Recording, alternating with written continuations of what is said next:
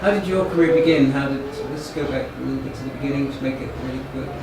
How did you begin to get involved in music? How was that? You want to answer how did we begin? I think that music is a real part of our DNA. I think we came out of the womb understanding and appreciating it because our mother, our grandmother, our father, everybody in our family, Aunts, uncles, they all were sing. music lovers. And they taught us, we grew up listening to all kinds of music in the house. I remember in international music, I remember listening to like Hugh Masekela and Baba Ma and all these great artists from Africa and jazz artists like Nina Simone and Nancy Wilson and everybody. It was like in Parliament Funkadelic. It was Wow. serious intermeshing of great music, and I think that inspired us. Yeah. Also, our grandmother was an opera singer, and she actually taught us how to harmonize when we were really little, and she really taught us how to use our voices properly and stuff like that. She went to Juilliard, and we got lessons from her. Vocal, how to strengthen our vocal cords, and it was invaluable, heritage. Education. Yes. It's very helpful if you have a member who's an opera singer. My goodness. Yeah. You can't really fail, can you? She had a wonderful voice and a wonderful character around. She was amazing. She was amazing. She used to tell us stories about college, and when she went to college, and she actually was the protege of Mary McLeod Bethune-Cookman College, and Mary McLeod Bethune took her under her wing, and our grandmother used to travel and sing opera in a Black American opera circuit, and I really feel so bad that we don't have one recording of her. She's a lyric soprano, and all we heard was that she had a voice like a nightingale. Mm-hmm. She had such poise and such class.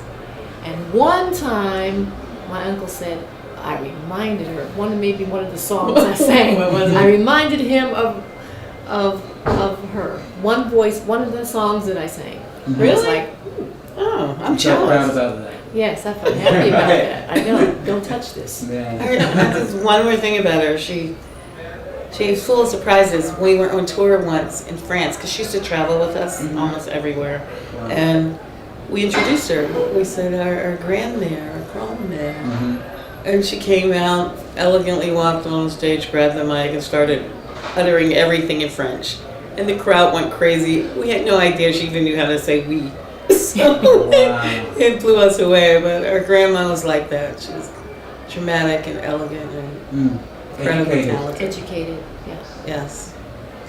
What about when you did your first albums? How was that to work together as sisters? How was that to? That was a lot of fun. Circle of Love. Yeah, the first recordings that we did together, we were Really we young. were very inexperienced, and so it was all very exciting for us. Yeah, it was. We were very, very careful not to waste any time in the studio. Yeah, and I be honest, we would sing really timidly. And we had this uncle who was like, y'all gonna sing or y'all gonna sing? If you wanna sing, project. And we had training, we were just timid. Cautious. And we sang real sweet harmony. And we were also very concerned about blending. We had a strong sister blend. So we thought, we have to really listen to each other. Leaning on each other. But there are other kinds of blends, and we can do, we realize we can do. I have to tell you, the first time we saw LaBelle, blew me away. Yeah. Because Patty's an incredible singer. Yeah. And then there was Nona, there was Sarah. I mean, they did not sing soft at all. They projected, they pushed it out there, and we said, oh, that's how it's done. So they taught us how to really project. Yeah. I love LaBelle. I love Patty. She lives in Philly. I love LaBelle. They're like the bomb. They set a standard for really strong female vocals and drama. Strong presence. Yeah, And they're authority. Yeah. What That's all. would you say has changed though from that period of Patti LaBelle to female singers of today? You've got people like Beyonce's and Well, there's a difference though, isn't there? yeah, there's a difference. I think that the legacy that LaBelle brought to female singers is that strength and that presence and that authority on the stage. But one of the things that the difference is with maybe new singers that I see is I think with older artists there's a sense of giving something, Yeah. and with newer artists or younger artists there might be a sense of, look at me, I'm receiving something from you. Yeah. And I think there's a That's interesting. yeah there's That's a interesting. there's a sense of sharing something and giving something, so that there's a mutual exchange. Yeah, I agree with that. That's really interesting. When you were mentioning of singers that are strong from that time, I mean, like Chaka and Oh yeah. Chaka oh my Khan. goodness, Patti LaBelle. There were just so many.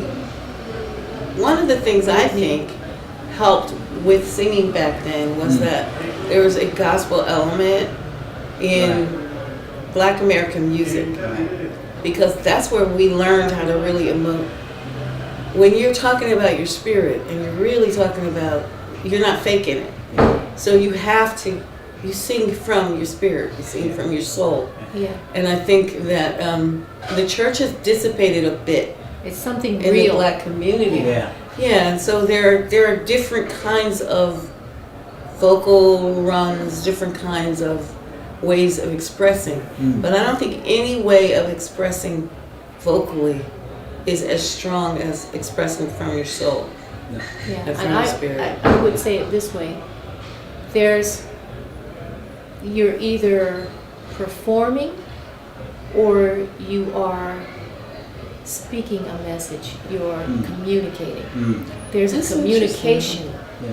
going on in some performances, and there's just a performance going on in some performances.